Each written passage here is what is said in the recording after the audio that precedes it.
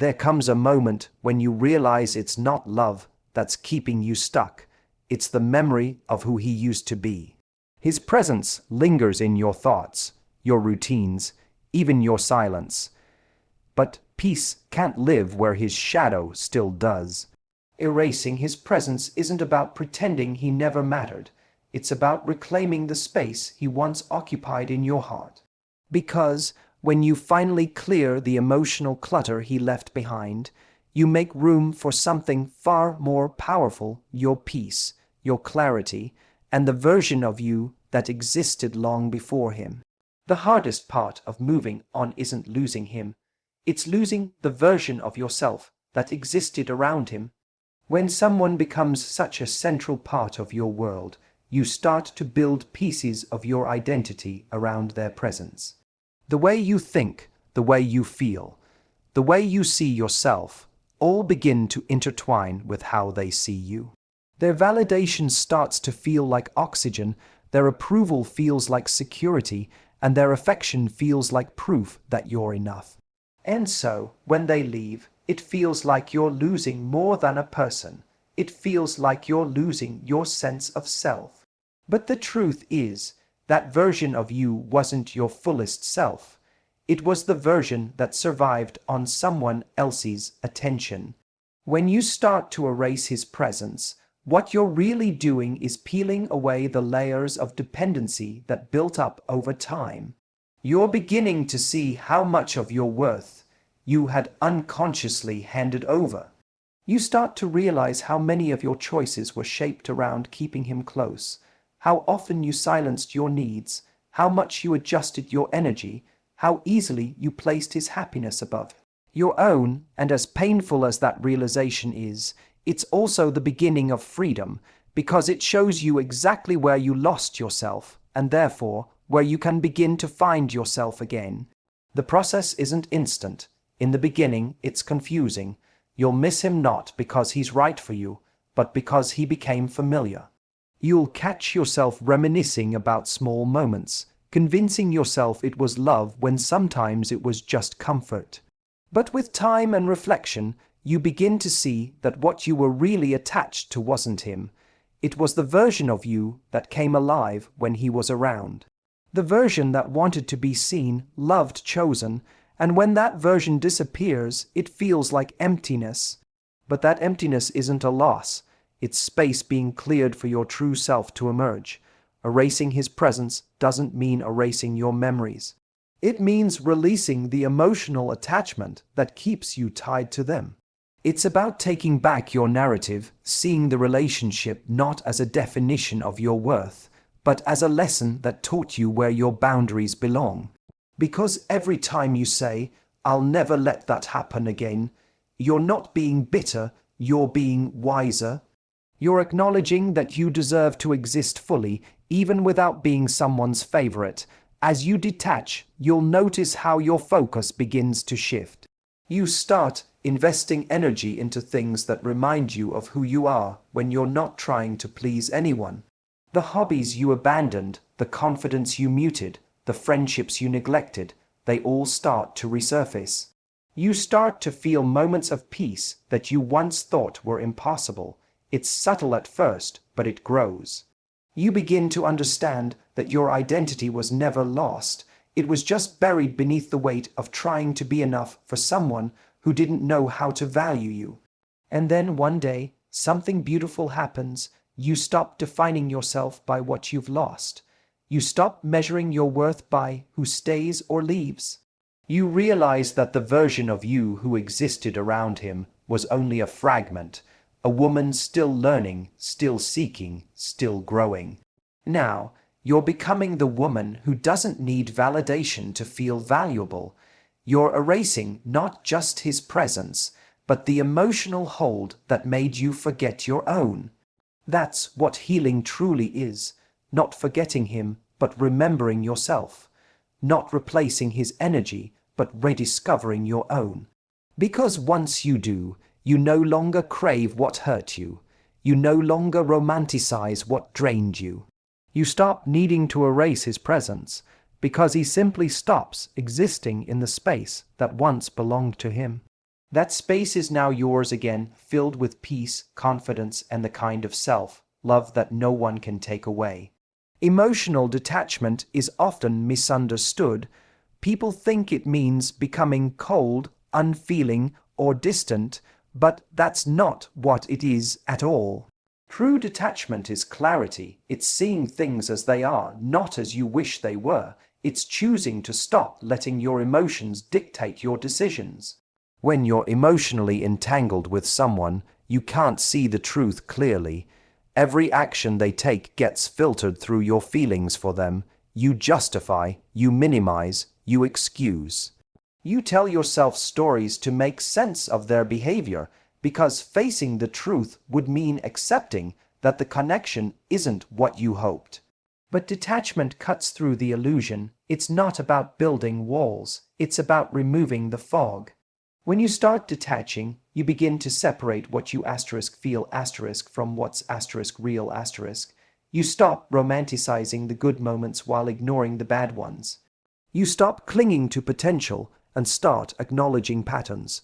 You start to notice how often you've mistaken inconsistency for passion or mixed anxiety with love. You begin to see how much emotional energy you've wasted on trying to interpret mixed signals instead of reading them for what they are: a confusion, avoidance, and emotional unavailability. And that realization hurts, but it's also liberating, because the moment you see the truth clearly, you stop chasing clarity from someone else. Healing isn't just about forgetting someone. It's about forgiving yourself for all the ways you stayed when you knew you were breaking. It's about releasing the guilt for not walking away sooner, the shame for what you tolerated, and the regret for believing you could have done more to make it work. You see, when someone leaves or when a relationship ends, we often turn the pain inward. We start questioning everything: our worth, our effort, our intuition. We replay moments in our heads, wondering what we could have said differently, what sign we missed, or why we weren't enough to make them stay. But healing requires you to stop fighting with the past and start making peace with it. Because peace doesn't come from rewriting what happened. It comes from accepting that it had to happen. The truth is, he was part of your story, but not your destination. Sometimes people come into your life not to stay, but to show you what needs to be healed within you. Maybe he awakened parts of you that had been asleep: your vulnerability, your desire to connect, your hope. But he also exposed wounds that were waiting to be addressed. Your fear of abandonment, your need for validation, your tendency to overgive. And that's what makes the healing process so powerful, because when you stop blaming him for how things ended, you start understanding what this chapter was meant to teach you. Healing your heart is a deeply personal process, and it's rarely linear. Some days you'll feel strong, independent, and free. Other days, the memories will hit you like a wave, and you'll question whether you've made any progress at all. But every time you choose not to reach out, not to look back, not to reopen a wound that's finally closing, that's healing. Every time you remind yourself that peace is more important than nostalgia, you grow stronger. Healing isn't about erasing love, it's about transforming it. It's about taking the energy you once poured into him and pouring it back into yourself, into your passions, your growth, your future. One of the hardest parts of healing is facing the silence. When the distractions fade and it's just you and your thoughts, you'll be tempted to fill the void. You'll want to check his social media, scroll through old messages, or replay moments that used to make you smile. But those moments are no longer nourishment, they're poison disguised as comfort. Healing is choosing not to feed your pain. It's choosing to sit in that uncomfortable stillness and remind yourself that this emptiness isn't punishment. It's space being cleared for something better. And slowly, as you focus inward, you'll begin to feel a shift. The memories lose their sting. The triggers fade. You stop needing closure from him because you've given it to yourself. You start seeing the beauty in your own resilience, how even after being broken, you've learned how to stand taller. You'll notice that your boundaries are stronger, your self-awareness sharper, and your love, when it comes again, will be wiser. Because healing doesn't make you harder, it makes you clearer. You no longer love out of fear or loneliness. You love from a place of wholeness. When you heal, you don't just move on, you level up. You stop chasing peace from people who disturb it. You stop trying to fix what isn't yours to fix. You stop romanticizing pain as proof of love. You start realizing that peace isn't found in the arms of someone else. It's found in the way you hold yourself. And that's when you know you've truly healed, when your happiness no longer depends on what he did or didn't do, but on the fact that you chose yourself despite it all. Because healing isn't about winning him back. It's about winning you back. Detachment doesn't mean you stop caring overnight. It's not a switch you flip. It's a process of emotional unlearning. It's slowly teaching your heart that peace is more valuable than attention. That silence doesn't mean loss. It often means freedom. You start catching yourself before you react. You stop waiting for their message to feel validated. You stop replaying conversations in your head, trying to decode hidden meanings.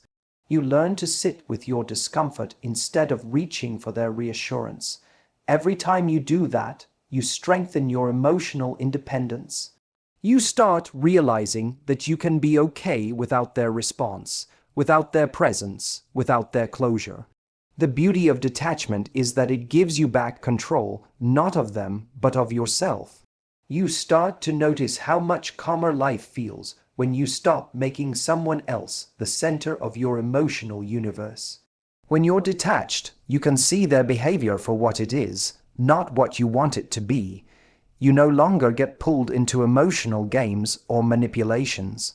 You recognize when someone's actions don't align with their words, and instead of arguing about it, you simply withdraw your energy. Not out of spite, but out of self-respect. You stop reacting to everything because not everything deserves a reaction. In that space of clarity, you start to rediscover yourself. You realize that emotional detachment isn't the absence of love. It's the presence of balance. You can still love, but you no longer lose yourself in it. You can care deeply, but you also know when to step back. You can miss someone, but you no longer chase them. Detachment gives you emotional sovereignty, the ability to love without depending, to give without expecting, and to let go without breaking. And ironically, that's when your energy becomes magnetic, because when you're no longer seeking validation, you radiate peace. When you're no longer chasing, you attract what aligns with your calm. People feel the difference when your happiness no longer depends on them. And the person who once had control over your emotions begins to lose their power, not because you stopped feeling, but because you started seeing. That's the real power of emotional detachment. It's not the death of feeling, it's the birth of understanding. It's when love becomes a choice, not a need, and in that clarity, you don't just erase his presence, you reclaim your peace, your focus, and your freedom. Closure is something we often chase like it's the final piece of peace we need. We convince ourselves that if he could just explain, apologize, or acknowledge what he did, then we'd finally be able to move on. But the truth is, closure rarely comes in the form we expect. Most of the time, the person who hurt you won't suddenly develop the emotional depth to give you the kind of honesty you deserve. They won't see the full impact of their actions. They won't say the words you've been waiting to hear, not because you weren't worthy of them, but because they're not capable of giving you what your heart is looking for.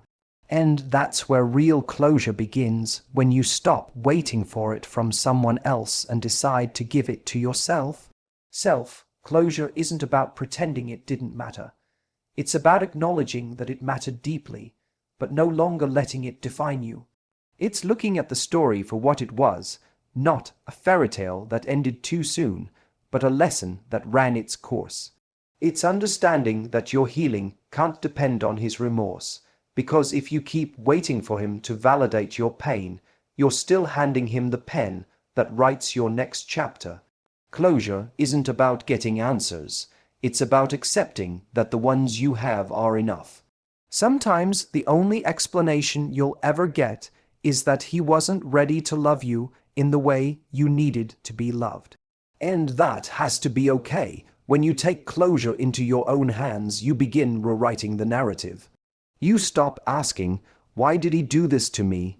and start asking, "Why did I stay when I saw the signs?" You stop making him the main character of your pain and start reclaiming your own story. You start realizing that closure isn't a conversation, it's a decision to stop revisiting what broke you. A decision to stop reopening emotional wounds with the hope that this time they'll heal differently. A decision to stop defining your worth through the lens of someone who couldn't see it. Giving yourself closure also means forgiving, not for him, but for you. Forgiveness doesn't mean letting him back in. It doesn't mean pretending what happened was okay. It means refusing to let resentment live rent free in your heart. It's choosing peace over bitterness. It's saying, "You hurt me, but you don't own me." Because the longer you hold on to anger, the longer you stay energetically tied to the very person you're trying to release. Forgiveness isn't weakness, it's freedom. It's the quiet act of unhooking your spirit from someone else's story. Once you choose self-closure, something shifts. You stop needing explanations and you start valuing your peace. You stop checking if he's moved on because you're too busy moving forward. You stop trying to understand his behavior because it no longer affects your self-worth. You begin to find comfort in your own company again.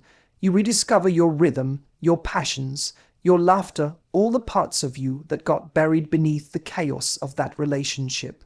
And that's the kind of closure that lasts. The most powerful closure is not the one he gives you, but the one you give yourself. It's when you stop trying to rewrite the ending and start embracing the freedom that comes from letting it be what it was. It's when you realize that his silence no longer hurts because your peace speaks louder. It's when you understand that closure was never about him coming back to make things right. It was about you walking away knowing that you already are. When you give yourself that kind of closure, you don't just heal, you evolve. You stop needing anything from him because you finally have everything within you. Reclaiming your energy is one of the most empowering parts of moving on. Because when you've been in a relationship that drained you emotionally, mentally, or even spiritually, it's easy to forget just how much power you gave away. You gave energy to overthinking, to worrying, to trying to fix what was never yours to fix. You gave pieces of yourself to conversations that went nowhere and to people who weren't willing to meet you halfway. When that relationship ends, there's often a void, not just because he's gone, but because so much of your energy was tied to keeping that connection alive. Reclaiming your energy means calling back every piece of yourself that you gave to situations that didn't honor you. It means deciding that your time, your attention, and your emotions are sacred, and that not everyone deserves access to them. At first, this might feel uncomfortable. You've been used to pouring out your love, your effort, your understanding. You might even feel guilty for pulling it back, but the truth is, energy is meant to flow toward what nourishes you, not what depletes you. When you start redirecting that energy toward your own growth, something shifts. You begin to feel lighter, more grounded, more whole. You realize how much of your anxiety was never really yours. It was the weight of carrying someone else's inconsistency, someone else's emotional immaturity, someone else's inability to meet you where you stood. When you take that energy back, you also take back your peace. Reclaiming your energy doesn't mean you become cold or detached. It means you become intentional. You stop giving unlimited access to people who show limited effort. You start protecting your peace like it's the most valuable thing you own, because it is.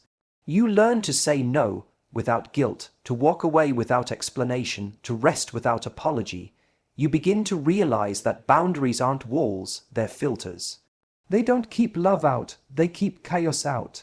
And as your energy returns to you, you start seeing yourself differently. You start to remember who you were before that relationship. Your laugh, your drive, your dreams, your calm. You realize that the version of you that got lost wasn't gone. She was just tired from giving too much. You also begin to notice that your standards rise naturally when your energy returns. You stop chasing potential because your peace now feels better than the excitement of inconsistency. You stop explaining what should already be understood. You stop trying to be chosen because you've already chosen yourself. And that kind of self-possession is magnetic. People can feel it, that quiet confidence, that sense of calm that says, I'm no longer available for what drains me. You start attracting situations that align with your healed energy because the universe always responds to what you radiate. And the beautiful thing is, once your energy is yours again, your focus changes. You start investing in things that build you, your health, your goals, your passions, your purpose. You find joy in small things again. You feel inspired, creative, present. You begin to realize that your energy is the foundation of your happiness, and you'll protect it at all costs. The love you used to give away so freely now flows back into you, and it transforms you from within. Reclaiming your energy is the ultimate act of self-respect. It's you saying, I refuse to pour into what doesn't pour back. It's you recognizing that your peace, your focus, your time, they're all precious currencies, and you'll no longer spend them on what doesn't grow you. Because when you take your energy back, you take your power back. And when you take your power back, you stop living in reaction to what broke you and start creating a life that reflects your healing. That's when you truly erase his presence, not because you forced yourself to forget, but because you finally became too full of your own light to notice the shadows he left behind. Peace isn't something you find by accident. It's something you create with intention. After the chaos of heartbreak, after the emotional noise of overthinking and what-ifs, you reach a point where you crave quiet, not silence from him, but silence within yourself. That kind of peace doesn't come when everything around you is calm.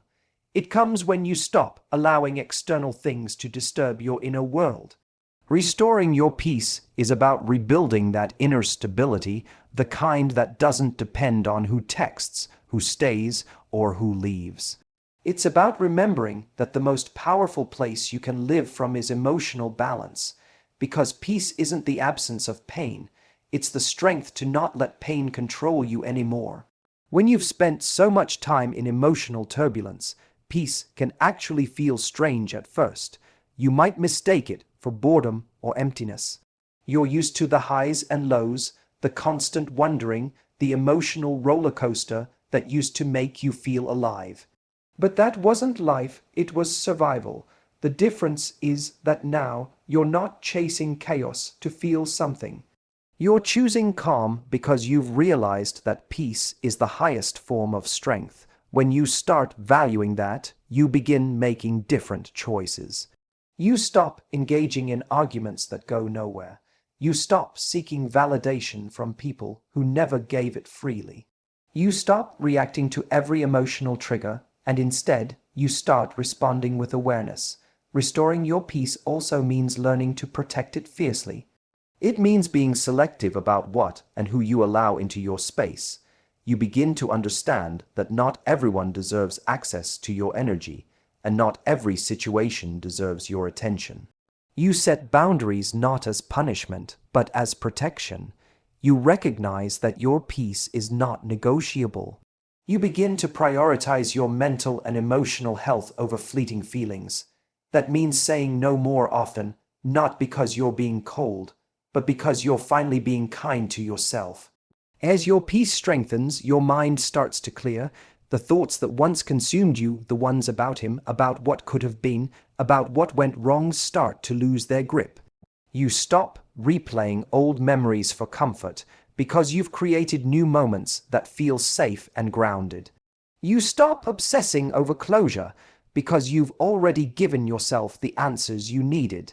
You stop carrying the past into every present moment because you've realized that peace can't coexist with constant reliving. You begin to notice beauty again in small, simple things, in mornings that feel calm, in laughter that feels genuine, in time spent alone that no longer feels lonely.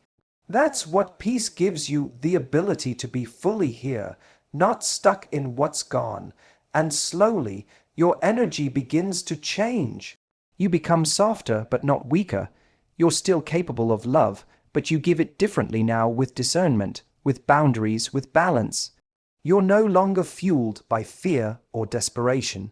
You no longer chase validation or attention. You've learned that real love feels calm, not confusing. That peace is not the absence of connection, but the foundation of it.